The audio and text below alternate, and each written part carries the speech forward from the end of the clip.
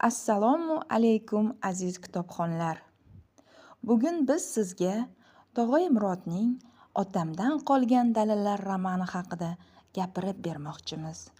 Muallif o'z romanida butun umr dalada ketmon chopib, serquyosh yurtida yelkasi oftob ko'rmagan, qut-barokat yurtida kosasi oqarmagan munis o'zbek xalqi siymosini dehqonqul timsolida badiiy talqin etadi. Siz aziz kitobxonlarga kitob asosida ishlangan filmdan parchalar namoyishi bilan birga ushbu asarni o'qib chiqishingizni tavsiya etamiz.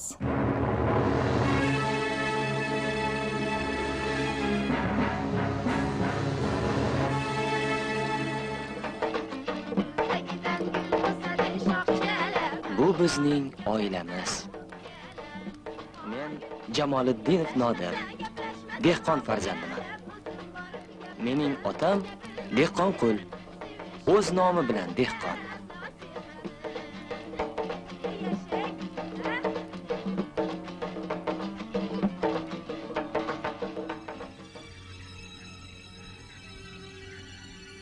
Sen yerimsan. Men dehqoningman. Mehnatimni ayamay, sen serhosil bo'lgin. Hech qachon yov oyog'i ostida qolmagin.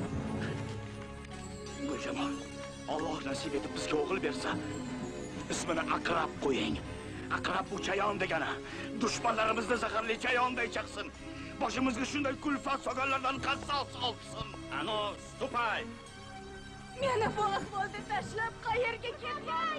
Sarqatini G'umondog'da. Suyunchi.